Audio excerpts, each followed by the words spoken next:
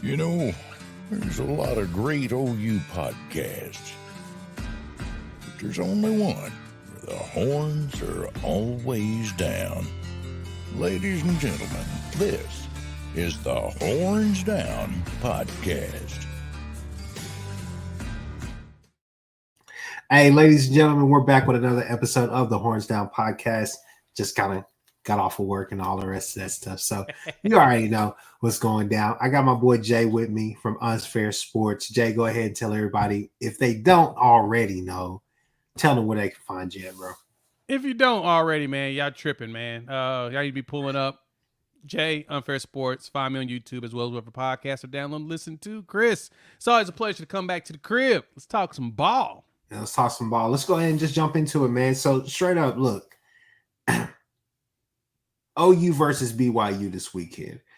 It should not be a game. It should not be all of that stuff, but I think it would be in poor taste for us to just outright disrespect BYU like that, like they're not going to come in there, have a ruckus crowd and all the rest of that. Plus, the thing that we have to understand is this right here. The Kansases of the world, the OSUs of the world, however you feel about those teams, this could be that team, right? So it's not even necessarily OU versus BYU this weekend. It's OU versus the expectation, right? So 8 out of the 10 games that you've played, you've met that expectation for the most part. And there's 2 games where you haven't met that expectation. Albeit there's some guys that we talked about that we said are the culprits for those 2 losses on the season that could have been. But Jay, this is kind of where I turn it over to you, just kind of ad-libbing off of that. I mean, I really believe that that's what it is to end the season is OU versus the expectation, the bar, which is to at the very least, be 10-2 with a chance to go to a Big 12 championship game. Yeah, man, the way this team has played and done as a team, we should be 10-0 right now. Like we shouldn't have even lost those 2 games, but we know things happen or whatnot. And so luckily for Oklahoma, they've gotten a second chance. Second chances do exist, and we're getting that right now. Thank you, Kansas, for losing to Tech. Thank you for UCF for beating the dog out of Oklahoma State. And I expect Oklahoma State to lose at least one more in the last 2 games, either to Houston on the road or BYU at the crib, which would be really weird to lose to BYU because I'm going to be honest, BYU is hot dog water right now. They're not a good team. Everything about them is falling apart. Attrition has kicked their tail. Can't stay healthy. Their first-round guy is basically out as well. The tackle, which I think he may play this week, but he's a first-rounder. Put it like that. He's a first-round tackle. He's already on the draft boards as first-rounder. But they've been playing Caleb Etienne in that spot, and y'all know Caleb played Oklahoma State. He ain't good at all. He's big and he's slow. Yeah. And so it's funny, I was listening to Gabe and Teddy talk about this game, and there was a couple of things they pointed out with this one. Is one, that expects this should, being that BYU's hot dog water right about now, we should go out there and blow them out. That's one.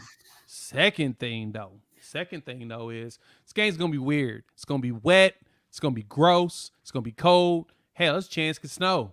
And because of that, and how bad the field is at BYU, expect some weird stuff out of our offense. The anticipation is a lot of jet sweeps because BYU's line is awful. Mm-hmm. So it makes sense. Run the ball, a lot of jet sweeps. The secondary is good, but once we get past the corners, we're probably going to go yard. Their linebackers are really bad. Mm-hmm. So, yeah, man, if we don't, there's a chance we could drop 70 on this team, and there's a chance we'd be like Iowa State, score 45, and just try to get the hell up out of there healthy. So don't be surprised at either one. For me, and I think on that video, I know with Iker and them, they said that it should be good for the most part to start the game. I know it's going to be an early kickoff, at least that in that time zone, meaning that it's going to be 10 o'clock kickoff.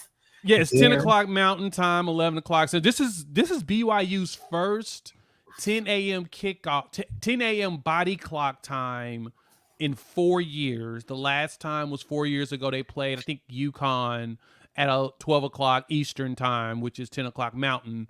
So 4 years ago there. The last time they played a home game at this time was like 20 years ago.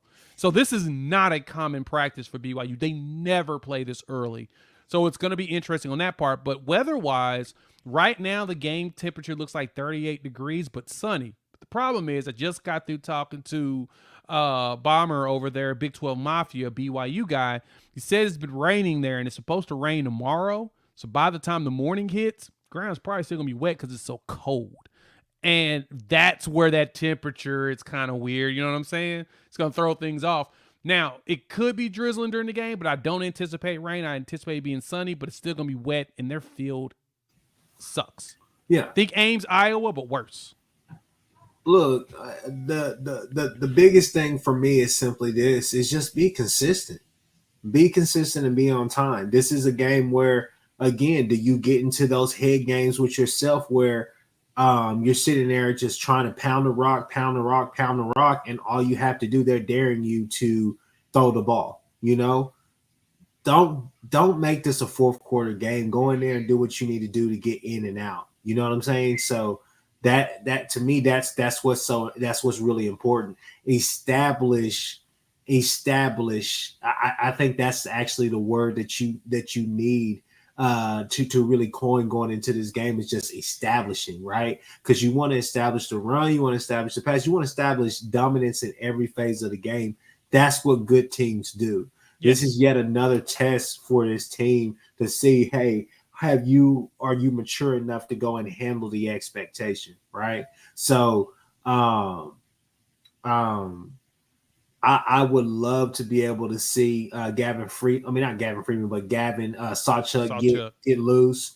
I think this is a game where Tawi would be really good as well to kind of be able to pound the rock on those short yardage plays as well. But I also think this is a game where the wide receivers could get loose too.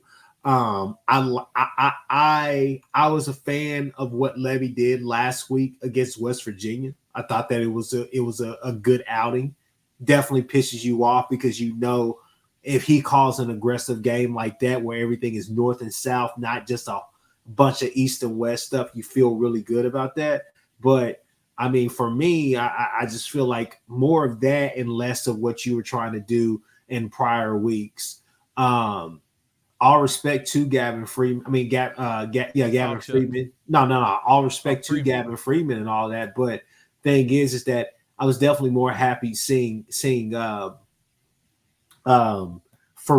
running that jet sweep, a guy that is going to try to cut up the field. You know, I mean, for me, that's huge because I think with those plays right there, it could be either hit or miss. It could either be a home run play or it could be a big chunk play, or it could be what we've seen thus far, which is a total disaster, right? So I think the biggest thing for me is honestly the health of Keaton Slovis, because I think Keaton Slovis is somebody that would come out there and they would try to test our secondary. For some odd reason, they would. As solid as they've been this year, they would try to test them. And I think that's going to be one of their only weapons that they can use and try to hopefully be able to get some, PI calls and try to get the refs involved in the game early and often. Their run game, I don't necessarily know if they're going to be able to run the football. I think what it's going to come down to is those, you have them in those 36s, 37s. Are you good enough to go ahead and get them off the field? And that's what I'm really looking for. Yeah, I want to know if they're going to be able to, like you said, get off the field, and how well are they going to play? How well we're going to be able to run the ball down their throat. They can't stop the run. Like I'm looking at the numbers right now. Shout out to Stats by our boy Popo, our Dark Lord in the Discord. Offensively rankings wise, man, if I'm looking at all of the actual ranks and stuff, they have a really good pass blocking grade. They're 32 in the nation at that, which is not bad at all for the offensive side. But overall, 128th in third down rank, 130th in offensive success rate. Their offense is bad. So look at the defense. Defense wise, what are they on the defensive side of the ball? So when I look at this, shout out Stats by Popo on this one on their side. Their defense of success rate 99th in the country. They literally let everybody go out there and just get yards on them and all of that. And that's a good point, Steven. Stoops is probably going to get force fed. He's about 90 yards behind the top guy in yards in the Big 12. I think he's tops in catches right now. I got to check college football stats. I haven't looked at that one recently. Let's look at that. Let's look at catches. Reception.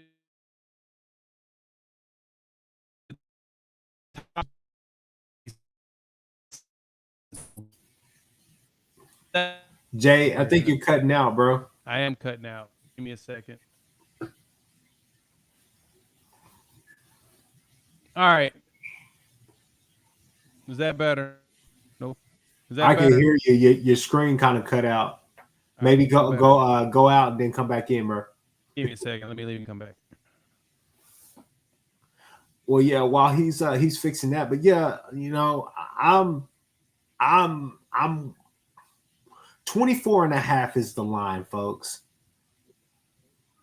What are you guys' thoughts in the comments? Go ahead and just let us know kind of what you're thinking. I know, let's see, Stephen G already said 55-0 because they're really bad. So we'll come back. Hold on 1 second. I think Jay. Oh, there we go. Sorry about that. Go ahead, finish your point. Leads the Big 12 in catches at 62, and he's at 692, and 790 is Javon Baker for UCF in yards. So he's roughly just under 100 yards for first place in the Big 12 in yards.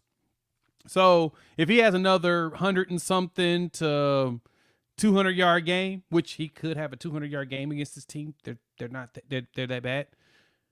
Yeah, man, he's gonna lead the Big 12 in yards and catches, and who's gonna talk noise about him at that point?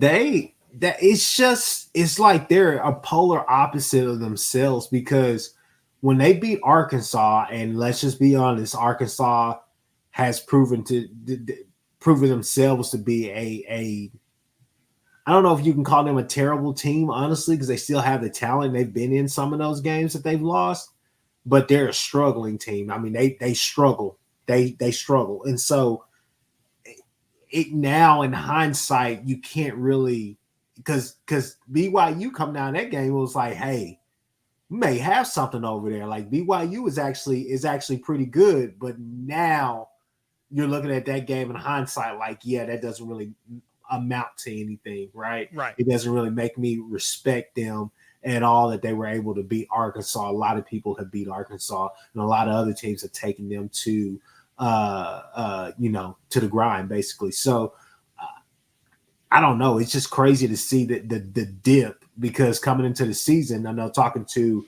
Boomer Mafia or whatever, I know when I was on Jason's channel with all those other guys, a lot of the newcomers into the Big 12 felt very confident about this year for their squads, and I know the BYU guy felt very confident about his team, which I totally get, because nothing about this season's told them that they were going to be this bad, right? No. We thought that they would be a lot better than this, but unfortunately, they did not turn out to be better than this. Slavis, it wasn't very good. They haven't been healthy, and it just went all bad for actually all the new teams. So, for us, the bigger thing is going to be and this is going to be a measuring stick game for us. We should go out there and beat the dog out of them. We've got to. If we go out there, I like that, James. 33-0, I'm thinking in the 30-0. We should be able to shut them out. But if we let them score any garbage points, they'll score under 10 points. It'll probably be like 35-6, something like they did, like Texas did, in that range. And we do that, we should be good. I'd be happy at that point, personally. Yeah.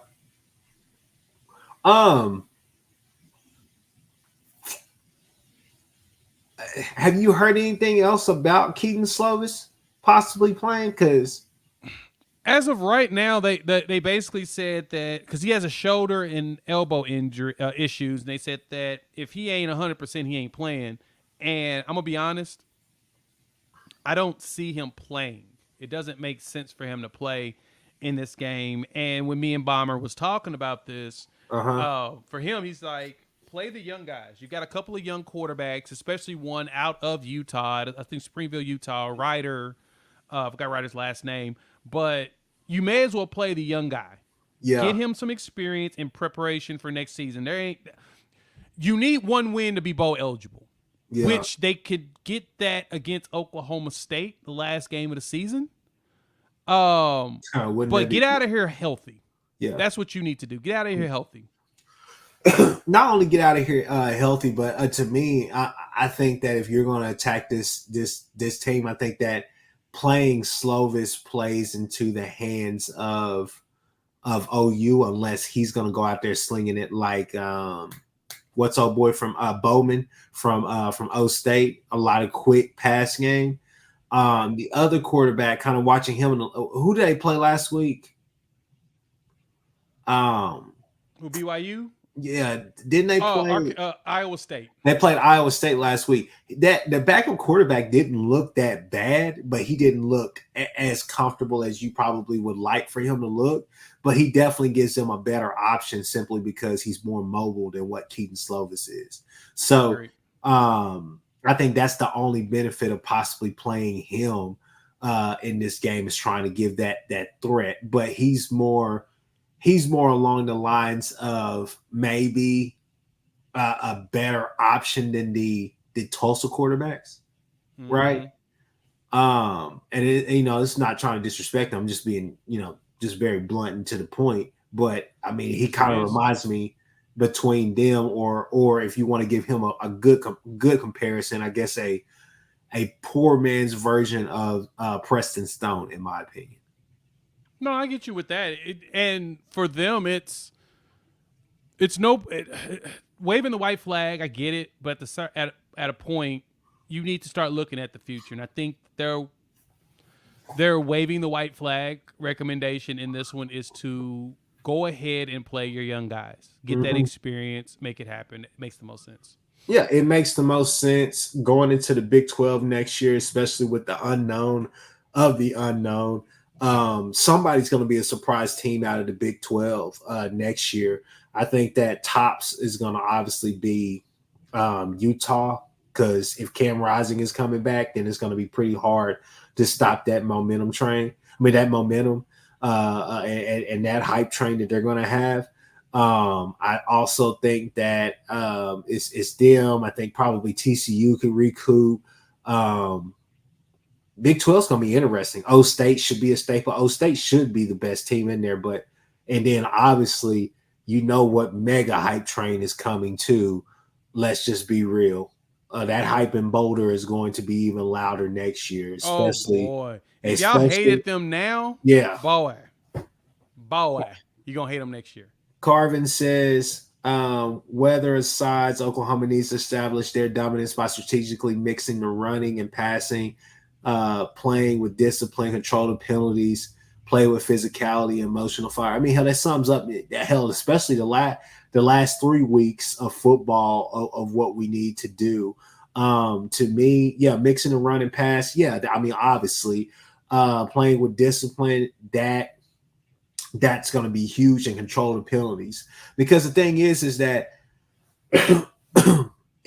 one of the things that we're going to have to do, especially going into the Big 12, going into the SEC next year, is I think it's just literally a philosophy that these players have to understand. If you want to play aggressively on the defensive side of the ball, you have to understand that you can't get a lot of penalties on that side of the ball as well. Right. And then offensively, it hasn't been as bad as it was last year, but this year I know defensively it's been a thing simply because of some of the tunning calls, just untimely calls of just craziness, right? So you can't mix that with an aggressive defense because it doesn't help. Because there's times throughout the season, I've seen Venables actually say, okay, let's run some of our like real stuff and let's get very aggressive. Let's go for a kill shot right here. But then he has to back off because penalties, right? So it's one of those things that kind of give and take. No, I get you. And we've got to if we've got to remain aggressive. Uh-huh. And so Gabe and Teddy had mentioned expect a lot of weirdness out of us, testing stuff out. And I think this is gonna be the game that Sooner fans are gonna complain the most about. And I say that because of we're probably gonna start getting cute in this game. Just because we can get some real world data and testing stuff out in this game. If we get a lead very fast, we'll probably start doing that just to see what we get out of it.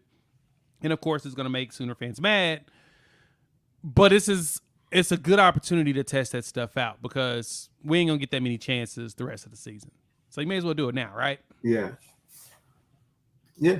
No, might as well get to do it. I mean, hey, when we get up, you can go ahead and practice and do all the rest of that stuff. I like to see the younger guys in there anyways.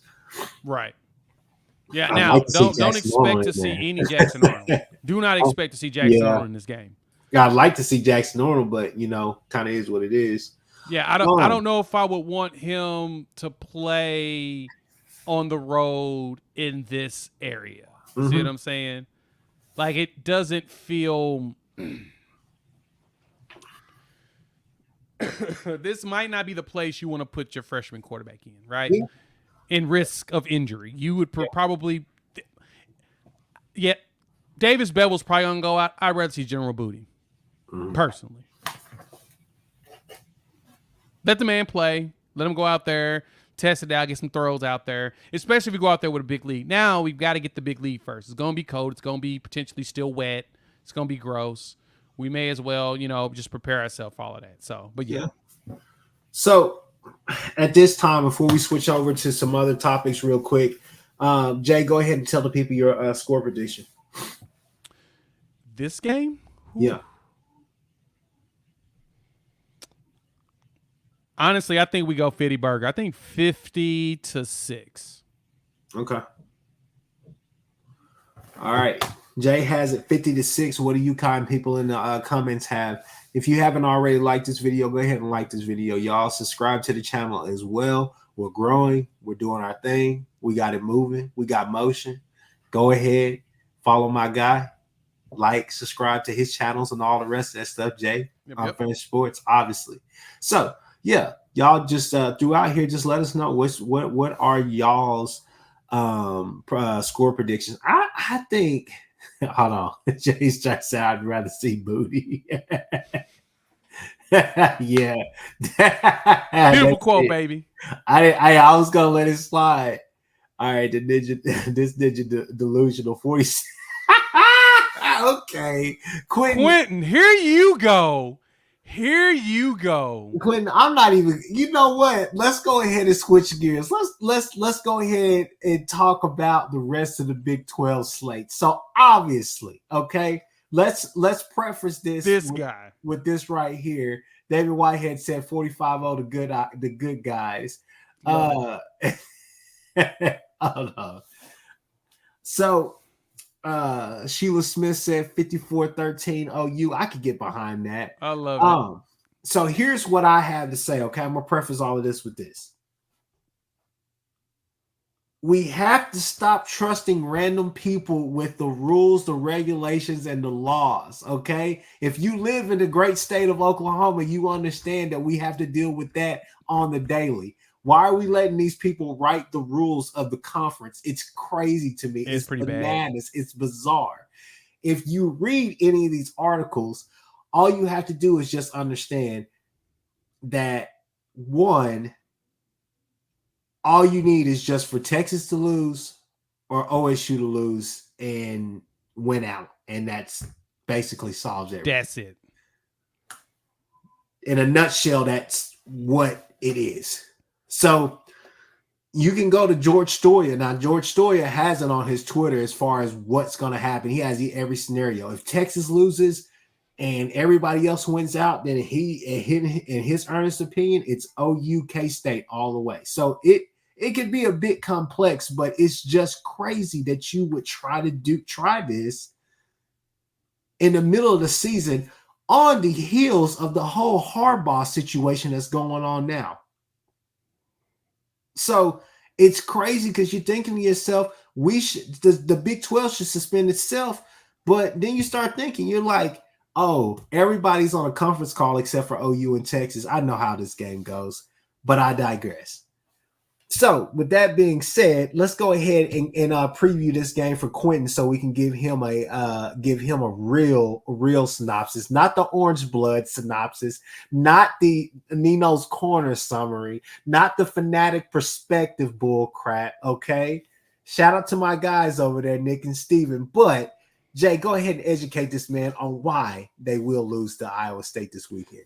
So Iowa State's beat y'all 3 of the last 4 times y'all come to Ames, right? And it's always a close game. Matt Campbell has done some things. John Heacock has done some things to where that defense, and I don't know how Matt Campbell figured out that offense, but, man, applaud that man. He may be earning himself a Coach of the Year bid because after all the players he lost with this betting situation, dude is doing some stuff. Now, Q, I'm telling you this, man.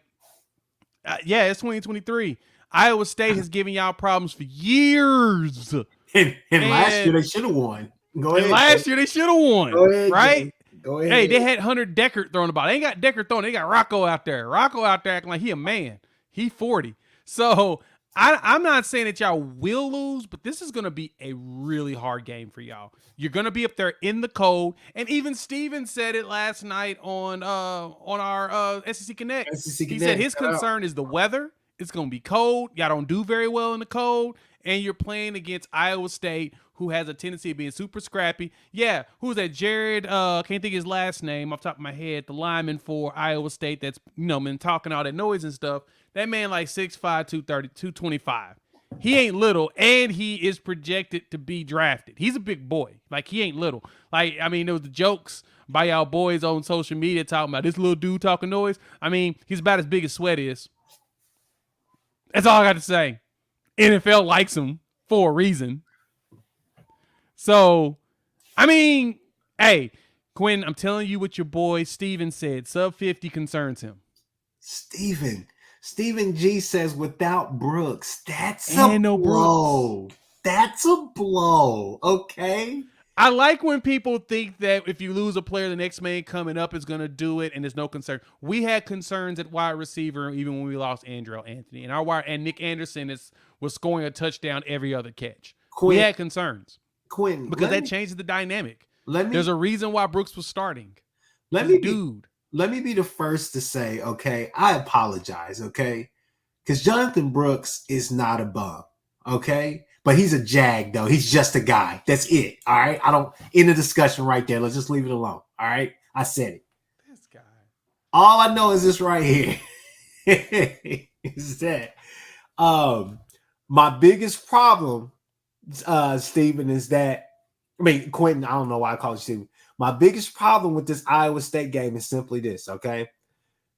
Y'all are going up there at night. Crazier things have happened. Y'all have escaped at times. Last time y'all were there in Ames, I think that's whenever Bijan broke his arm or whatever the case may be, ended his season. Crazier things have happened. I don't know if, everybody is all on the hype train of Jaden Blue now. I'm sure that we're going to get a lot of Keelan Robinson sprinkled in there, and I don't like that. I don't feel comfortable about that. Second thing is that are you guys going to rely on the pass? As much as you guys love Quinn is going to be able to hit the intermediate, but is he just going to be able to just sit back and just throw that ball deep the entire time, especially on that 3-3-5? I don't know, man. I think Tampa's going to be able to take somebody away on that offense, and I think it may be A.D. Mitchell. I think this is a game where he may go back to being human. I think because in the past, and I said this last night on SEC Connect and other shows as well, that for whatever reason, Iowa State has a hard time containing Xavier Worthy. and they line Xavier Worthy up everywhere against Kansas. So, I mean, not Kansas, but Iowa State. But Iowa State has to, one, limit all the special teams play, the big special teams play. You have to make sure that you're clean in the punting game, but you're also not allowing him to advance the ball any, right? Make Quinn work that field. You have to make him work that field. Other thing that they have to do, they got to establish the run game themselves. If they establish the run game, then they're going to open things up for Beck. Biggest thing you got to do is show that front seven you're not scared of them. Secondary, I'm just going to say this too, Quentin. If y'all run Taff out there one more time, I will not watch any of that game. I can't watch Taff. He's terrible. I'm sorry. Go, Jay. I mean,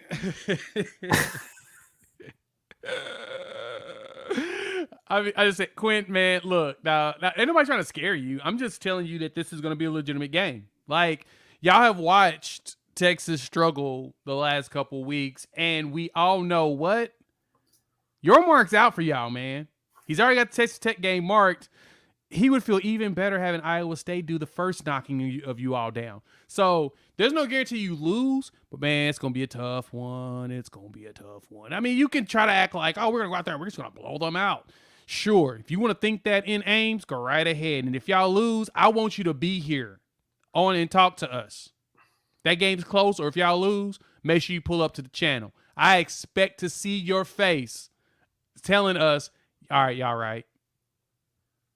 That's all I want.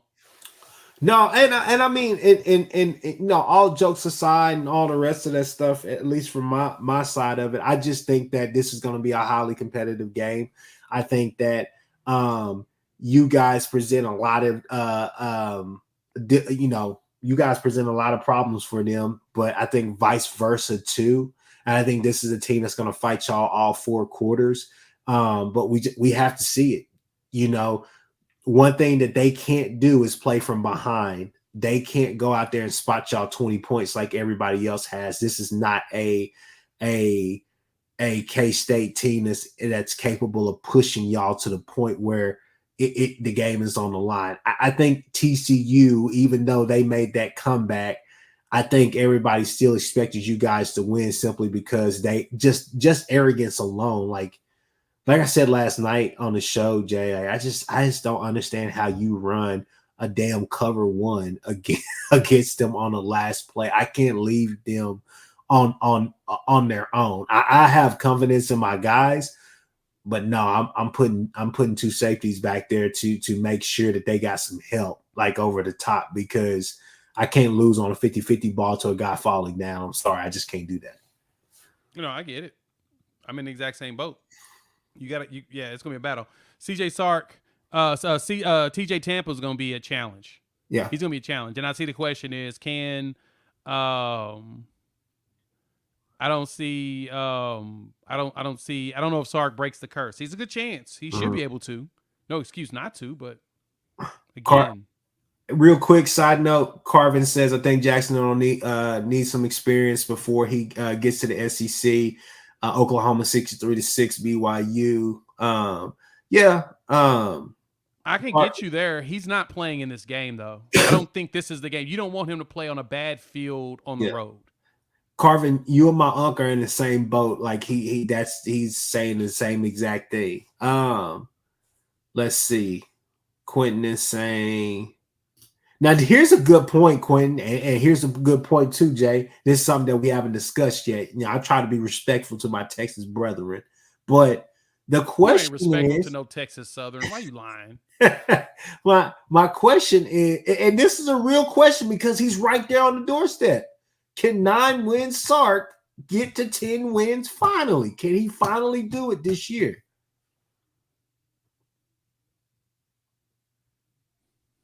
Because this is the game everybody's calling, but I'll be honest with you, regardless if y'all get past this one, and I know y'all at home, next week is the game. Next week is the game where the commissioner that said y'all, hey, Texas Tech, y'all take care of business, yada, yada, yada. That's the game. So my question is for the chat, for you, Jay, for Quentin, for anybody that wants to answer, can Sark finally get to 10 wins this year. He's right there. He's 9-1. Yeah, he is. He is. That's a good question. He's there. The question is, can he get past it? Can he get – I think he gets the 10 wins this year. There's no excuse not to. I mean, these last two games, though, could suck. But there's no excuse for him to not get it this year. Get it now. Yeah. Like, it's literally lined up perfectly for him to do it. Yeah. All right. So let's keep it moving. Do you have any faith in Kansas without Jason Bean or the newly announced, established, and Mr. I'm coming back for unfinished business, whatever that is, Jalen Daniels? Do you think that Kansas can get it done? Do I think Kansas can upset Kansas State? It's at Kansas. It's at Kansas. I know it's at Kansas. Kansas State's a 9.5. It's a 9.5 point favorite right now, so that one's going to be a tough game. There's a chance. There's a chance that because Bean is supposed to play in this game. The way it looks, Bean is supposed to start. I think that's the latest update that I've seen. Is that he's supposed to be playing in this game, and so as Quentin has mentioned, that's what I've read. That Leipold has said that he expects him to play, and then of course Jalen Daniels is going to come back and play and transfer wherever Leipold ends up at, because I don't know if he keeps the job there. Yeah. So we have to ask ourselves: how do we think that Bean can go out there and cook Kleiman? Can he cook that defense? How'd they do last year against them? That was the only thing I did not check before I wanted to, and I forgot to. That's going to be our question. Let's see. As I dive into like 13 different things, I had that window open. Let's look at that game. Kansas versus Kansas State, which both teams are ranked, by the way, which is very fascinating that we have that. But last season, when Kansas played Kansas State, I recall them losing. By 20. Yeah, 47-27 at Kansas State. Daniels played that game, too. And so, we've had a mixture of Bean and Daniels all season long.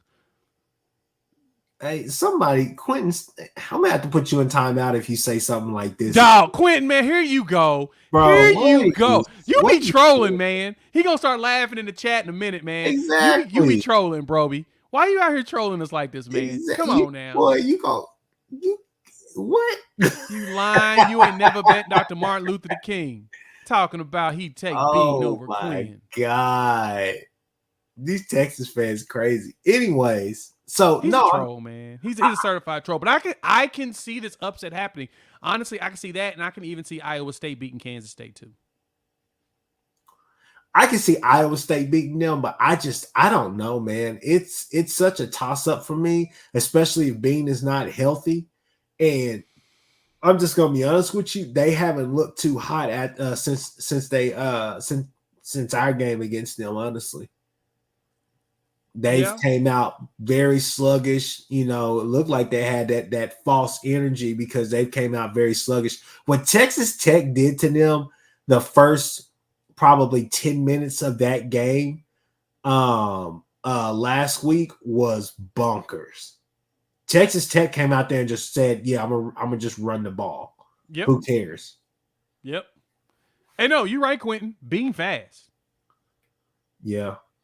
Being fast. Bean is a starter somewhere else, to be honest with you. I mean, he was a starter at North Texas until his coach got fired. Bean is low key an ACC guy. I think he could be in the old Pac-12, right? I can't say Big Ten. I can't say Big Ten. I mean, that's fair. I mean, Bean was a starting quarterback at UNT underneath the old regime that got fired. Yeah. So he started for Seth Luttrell, who should know him well enough. Yeah, I don't know, man. I think Kansas can win this game, though, with Bean. If Bean's playing, I think they can win it. It's going to be tough because, I mean, Kansas State's been up and down for the most part. If you really think about it. They have. Both teams actually have in certain spots, man. I know Gabe and Iker. I mean, keep saying Gabe and Iker. Gabe and Teddy said that that there are a few wins from having a magical season, but man, in some of those losses, they've looked pretty piss poor. They have. Yeah, they have. No argument for me there. Yeah, they have. So I think the last time Kansas and Kansas State were both ranked was in the mid-90s. Checking, yep, 95. Okay, James, that's a good stat. Good stat. Really Stephen G with the oh my God, they lost the same bun. Wow. Okay. Oklahoma State. Yeah. Okay. Go Bonnies. I'm gonna have to check. Alma mater. Took some classes there. So yeah, no. Is there any other games around? Well, I guess we might as well talk about it. Oklahoma State at Houston. What are your thoughts about that game, Jay? So Oklahoma State's a 6.5 point favorite going down there, right? Yeah. And the line is dropping. I think all the bets on Oklahoma State, and it keeps falling. That should be a concern for Oklahoma State fans in that game. Same that Texas having to Texas was a 9.5 point favorite to open against Iowa State, and they've dropped to 7.5. And all the money is on the road team because Houston's been atrocious this season. But Houston also gave Texas fits, and Donovan Smith's not bad. No, he's just not good. Two things that Houston has to do to win the game. They have to stop that quick passing game. Basically, they have to take those. They need to take those slants away, make him actually work the field, which Bowman can do it, but make him actually work the field. Turn this offense into the actual Gundy offense, which is, hey, we're going to lull you to sleep, and then we're going to try to throw a bomb. We're going to try to test you down the field. They don't have that guy this year. It would be Brennan Presley any other year. For whatever reason, they want to just use him as a gadget guy. So you have to stop that play, the little gadget stuff, the little mesh route. Take away those little slants that they want to run to try to move the ball. Obviously, Ollie Gordon is Ollie Gordon and kind of up and down in my opinion, but everybody else think he's the best thing since OJ. I mean, he's rushed for 1,000 yards in like 4 games. Yeah, but after last week, I didn't hear no talking anymore. Well, I did. He's been hurt since playing us. So yeah. So you don't think injuries exist? Do you discount injuries? Like Kevin Garnett said, he's in his 20s, man. We got to take doctors out of the game, man. Wait, what? Kevin Garnett just said, "Hey, Kevin Garnett, you got to watch it. I'll send you the clip." But anyways, my biggest thing, they have to do that, and then Donovan Smith is really on him. Can he connect? He is. And I'm sorry, he's 60-something % completion percentage this year, so he's not bad. Jay, I'm sorry I'm going to do this to you. He's the Big 12 Joe Milton. Guy has a huge arm. It's just trying to connect, on those intermediate routes. I'm just saying. There he goes. After what Joe Milton did to your dude, you probably shouldn't be talking about him. Okay. Quentin, I'm not going to lie. Malik is very Joe Milton-ish as well. I just want to put that out there, okay? Anyway, so no, I think just firing those shots, man. He's gonna have to be very effective that game. I get you. Not to be very effective. Who is it? Dana's his head coach, Hoganson. Yeah. That's really the bigger problem. There is who his head coach is, but at the same time. He's having a solid year, 65%, 20 touchdowns, 10 picks, but it's not having a bad year. What up, Jason? He ain't having a bad year for them.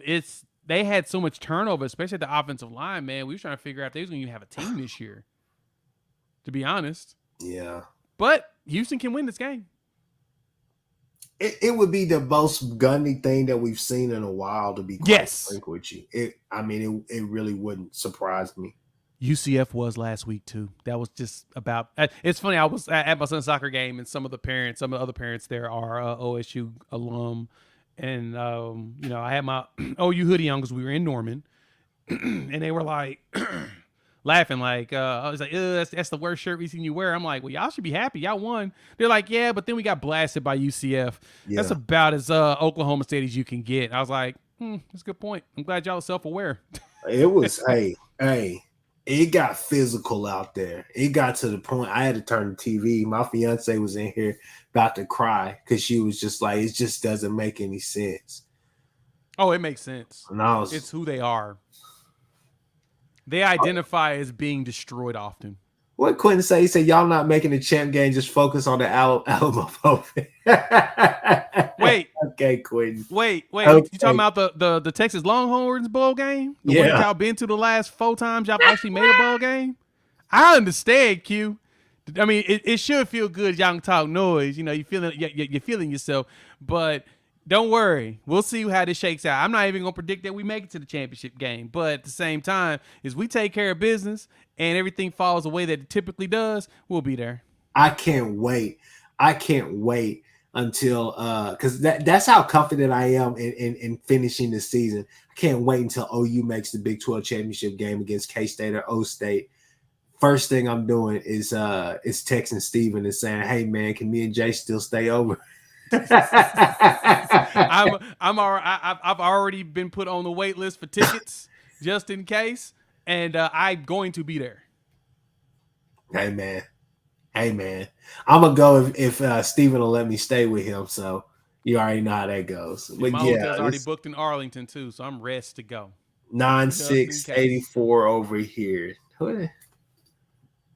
Anyways. So yeah, no, I think that I mean all you need is just a little bit of chaos. You don't need total chaos, you just need a little bit of it. You need standard Big 12 chaos. Standard Big 12 chaos. We need the cannibals to come out. The tradition that's as old as the game itself. Freaks come out at night. Man, we've been on here for 46 minutes. Hey, if you haven't already liked the video, go ahead and like the video. We've had some good laughs. Talk some good noise, stuff like that. Is there anything else that we're missing that we should be talking about? Oh, I know one last thing. Let's go ahead and talk about it. It's the talk of the town right now.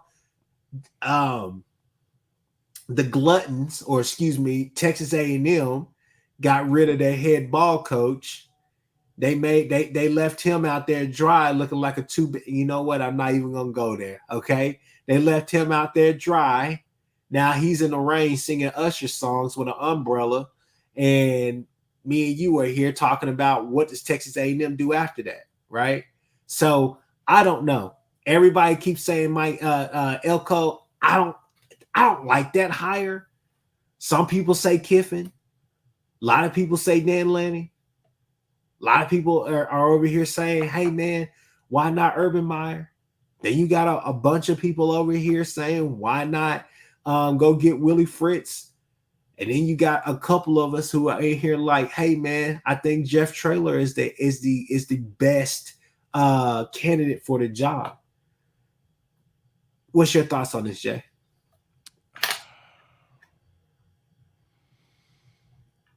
Elko's the smart pick.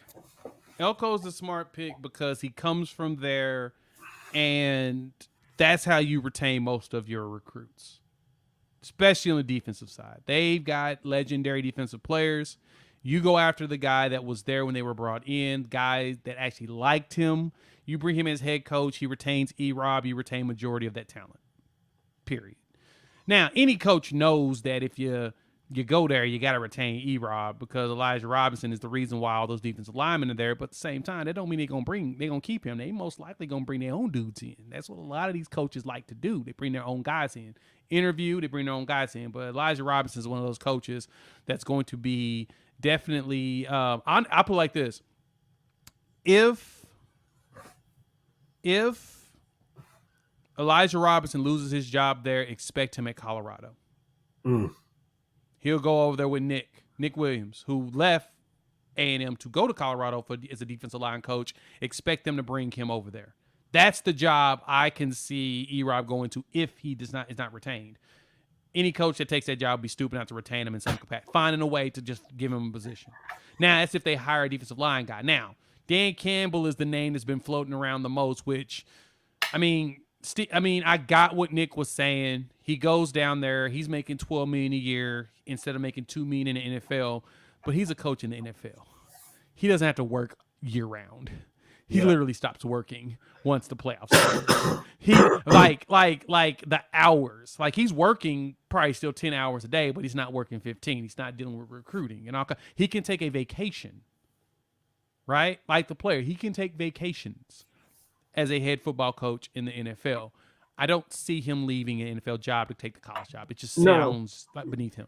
But I think you and Steven debunked that last night, though, as far as like, hey, he would have to leave now. Oh, yeah. That's the thing about it. And he also would not be able to, and with his team being 7-3, he's not leaving, 7-2, he's not leaving a winning team to quit and go to, because, in-home visits start now. Now, granted, A&M can negotiate with him, and if they convince he's getting the job, he starts picking his staff and have them all doing the work right now. And they let them know, hey, just FYI, Dan Campbell, the Detroit Lions head coach, is going to be our new head coach. So we're doing all the recruiting for him right now. They can do that. But Dan Campbell has not coached in college before. And so, but he is a player's coach, and he will be a really good recruiter. But his season's not, he's going to make the playoffs most likely and win the NFC North. And if that's the case, he's playing through late January. His season won't be over until right before National Signing Day, which most kids will be signed on early signing day. Yeah. So, I think that was debunked. I think the biggest one, though, Elko's the name to go for. I saw Jason said trailer down there at UTSA. Totally understand that hire. I don't see them giving a G5 person a job. They're too stupid. Yeah. Gary to Patterson, give a successful guy that job. Gary Patterson would be good. I know that's been a name some people have thrown out there, but my question is we all know the guy can coach, but the question is that passion still there? That's the only thing that I'm kind of questioning right now, simply because he's good. He's fine. He can work on every country album that he wants to make now. He has all the time in the world to do it. And then Lone Wolf, you usually put in a lot of good comments. This is trash. No. I totally get it. I don't see why people want Dabo down there. No. I do. I see 2 national championships in his hand, a whole bunch of talent, and you ready? You ready for it? Uh-huh. Weirdos uniting. Everything about A&M is weird. Yeah. Dabo going there, he's just as weird. Hey, man, sometimes weirdos unite. I think that's one of them you can do. Personally. Yeah, Dabo is like his own little cult by himself, and then you throw in the money with it, and you're just like, okay, I guess I'll go play for the Purple Church, right? There you go. Let me see. He might be out of sweat. That's funny. Gary Patterson might be out of sweat. Let's see. Trailer. He said trailer. Jason said trailer would immediately make Texas kids a priority, which Sark doesn't do, and Jimbo never did. That's a tough comment, Jason. That's a tough comment. That's a tough comment. Wow. Okay.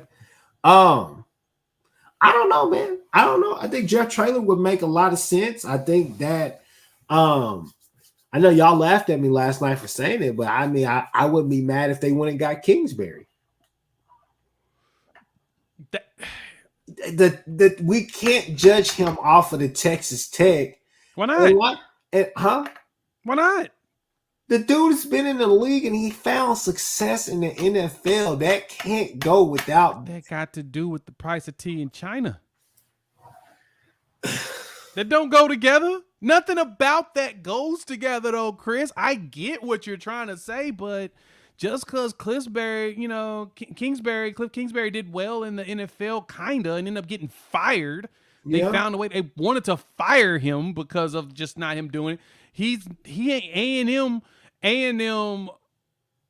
A&M would regress if they hired him as their head coach. He's just not the personality. Now, even though he did great with Johnny Manziel, dude's much better as an OC than he is a head coach. Now, if they go get Lincoln Riley, in which a lot of message boards are trying to say right now that they've seen a plane go from, California down there to Texas. If they get Lincoln Riley to come down there, Kingsbury will be the head coach at USC. They won't make him OC. They will make him head coach to keep him around. He's the personality of USC. He's a Cali type guy. Even though he ain't from there, he kind of is them. He's Hollywood. Kim said that Chip Kelly is freeing up. That he is. Bad. Chip Kelly ain't got no job. And he can come in with a quarterback. Because Dante Moore will transfer and follow him. 247 just posted a post like 5 minutes ago that when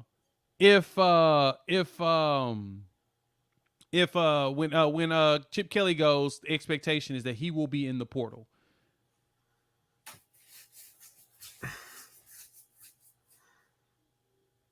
You said what about Dante Moore? Yep. Really? It said former 5-star quarterback Dante Moore is a name to watch with UCLA likely to move on from Chip Kelly. Dante has an interesting situation even before these recent developments with Chip. He wants to go. He's going to follow Chip Kelly. That, my guy, is the one. Carvin, who you talking about? Talking about probably, what is it, Dindy or Overton? Yeah.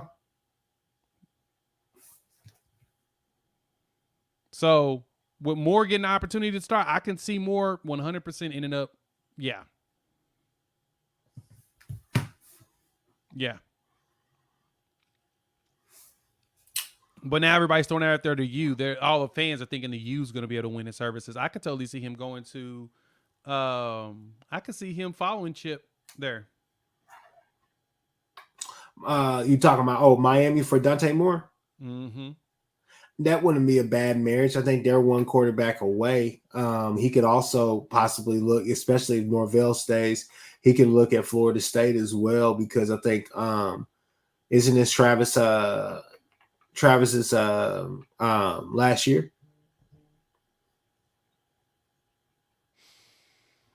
Yeah. Most likely. Well, I don't know, man. This Texas A&M thing has college football in a chokehold because, I mean, it's not a blue blood job, but it's a money job. I mean, it's a lot of money that you're playing with, not only for yourself but for your NIL. I still think Lance Leipold will be a home run hire. I think Kyle Whittingham will be a home run hire, but I just don't expect them to make the logical choice. I expect them to go out there and throw a lot of money at. And the next week, here's my prediction, people. I predict that in the next week and a half, we will hear that Urban Meyer turned the job down, that he never considered it. And then it comes out that they threw the entire house at him. He didn't take the job. And then they end up going and getting somebody like, I don't think they get anybody that makes logical sense to fix the culture there. I think they go out there and still try to tag somebody and get somebody big time.